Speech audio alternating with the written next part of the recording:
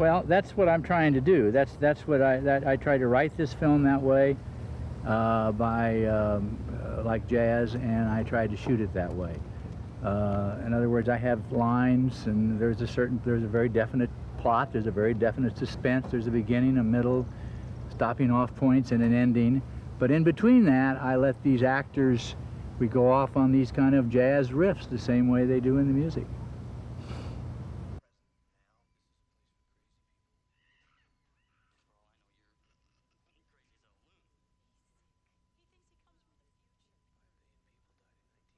Well, it's a period that I romanticized about. I mean, I was 11 years old in 1934, so I didn't really know about it. But by the time I was 14 and 15 years old, I was going to these black jazz clubs, and I knew a lot of these people, and I was welcome there, and I spent a lot of time in that music and that culture. And so I'm sure my view of it today is quite romanticized. I mean, I'm sure it isn't very terribly realistic. But again, my whole idea of this film is like a piece of music. It's like a jazz memory.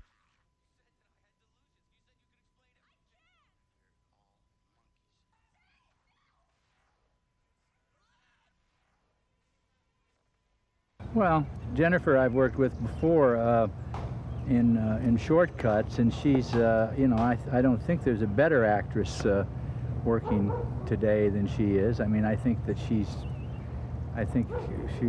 up there with the very best. Miranda is brand new to me, and I'm just delighted and shocked with her ability. And Belafonte's been a friend of mine, but I've never worked with him before, really. And I must say, he surprised me. He went much tougher and farther and than I had kind of expected he would. I mean, I think his performance is, you're going to hear a lot about it.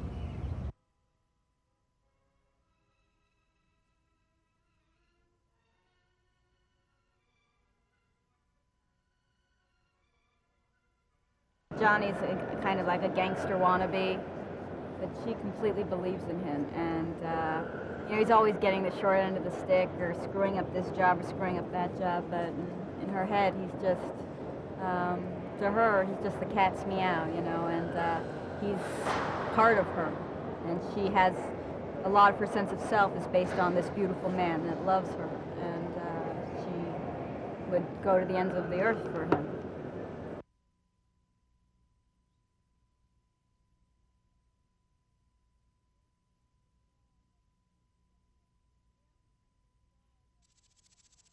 Nearly 10 years ago, I was at the Seattle Film Festival, because this movie I did, called Flesh and Blood, was closing the festival, and it's this great festival in Seattle, and I saw a couple movies in the same day, you know, and Dance with a Stranger was one of the movies, and I just fell in love with her. I mean, I just thought, this actress is so unbelievably brilliant, and I would love to work with her, and so I've been wanting to work with Miranda Richardson for a really long time. So this is kind of, it's a big deal to me.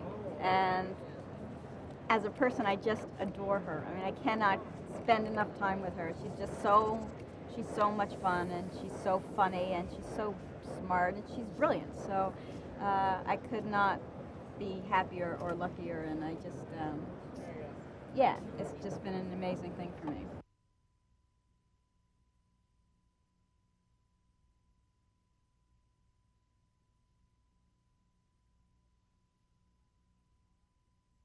I admire him so much. I'm in awe of him, and I'm in awe of the fact that he sees things in me that I don't see, that I don't even know are there. It's a mystery to me how he sees the things in me that he does. I feel just forever indebted to him.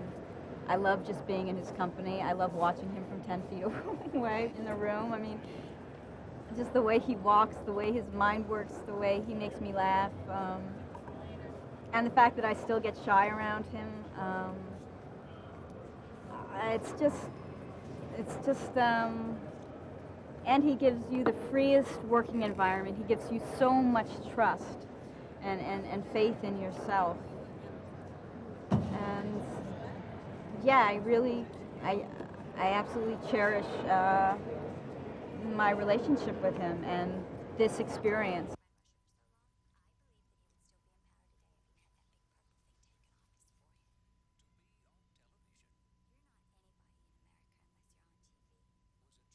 I think that the reason she took it initially was medicinal, and that it just gave her a good feeling and made her able to cope with life on a day-to-day basis.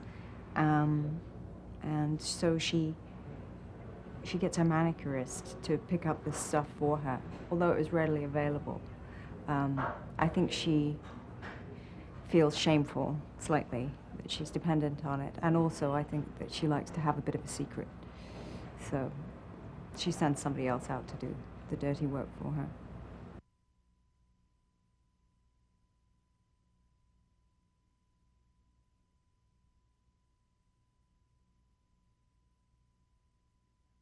In the course of the movie, I get kidnapped by Blondie O'Hara, played by Jennifer Jason Leigh.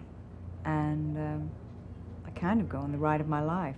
It's the most exciting thing that's happened to me for a while.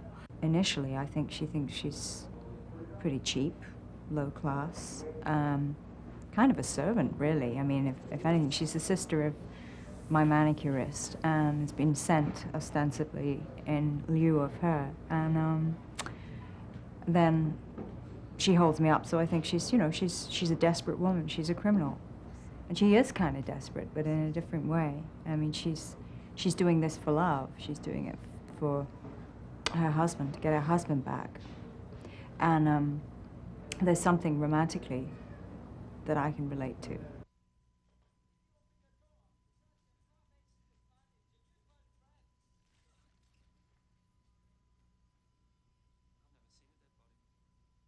I think she's tremendous in the part, and it's such an odd combination of characters. These two unlikely women go on the road together, you know, and spend, it feels like years together, but in fact it's a very short space of time. And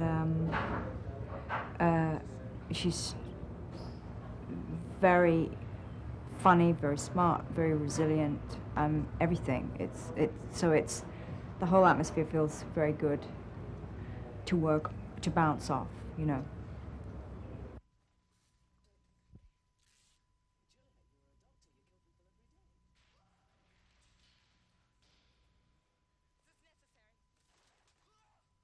Because Altman brings such an integrity to everything that he does, and in particular this film, which we're all in, I think that once people see and hear full-blown what the jazz musicians are doing in this movie and how predominant they are, I think it'll do a great deal to awaken the curiosity of young Altman fans and other people in the world of cinema who love cinema, that are not necessarily devotees of jazz, to really and truly go take a good hard look at what this wonderful art form is about.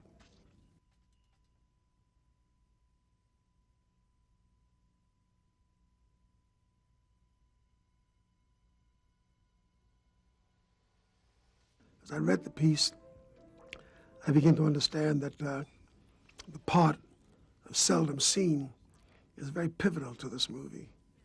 And could I play him uncompromisingly?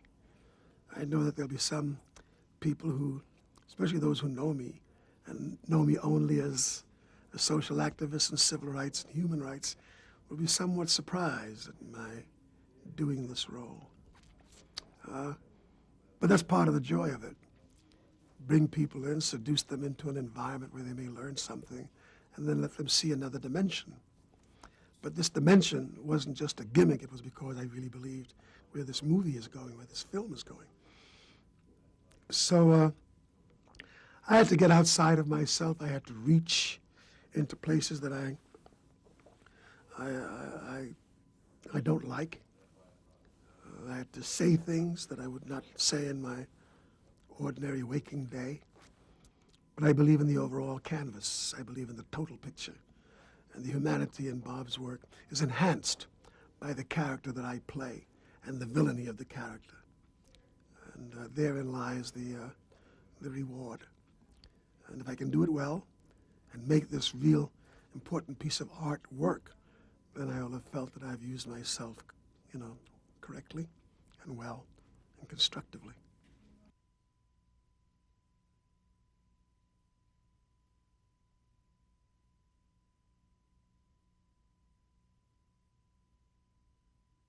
I think many of our children live in darkness. Black kids and white kids. They don't know about the real history of what we did to Native Americans, the real history of what we do to one another. I mean, black kids today, I go to a lot of schools, they don't even remember the Civil Rights Movement and what Dr. King was about and that kind of stuff. Now here comes this picture and says, well, we'll reach back to a part of our history and we'll show you America and the textures and the poetry and the humanity and the inhumanity. It's all there for you to view as a work of art. It's just one canvas. And none of the violence in the picture is gratuitous. And it's really the way America is. The way we just play out violence as a casual thing in our lives every day. And yet it's not about violence. It's about hope. It really is.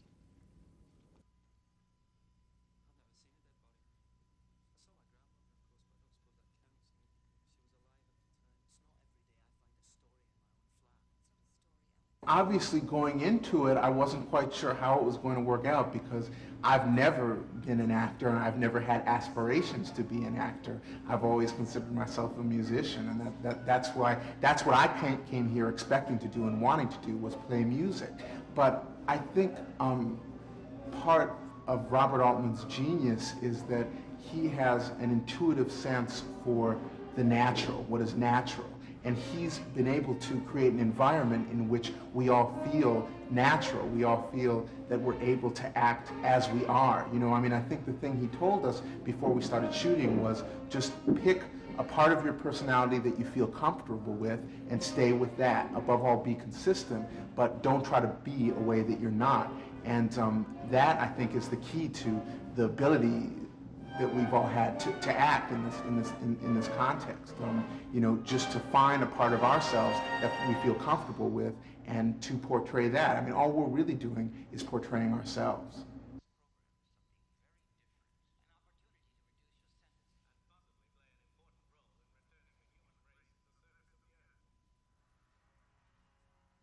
A lot of people don't see jazz as a music which has vibrancy, which has emotional value, which can inspire you and which can move you.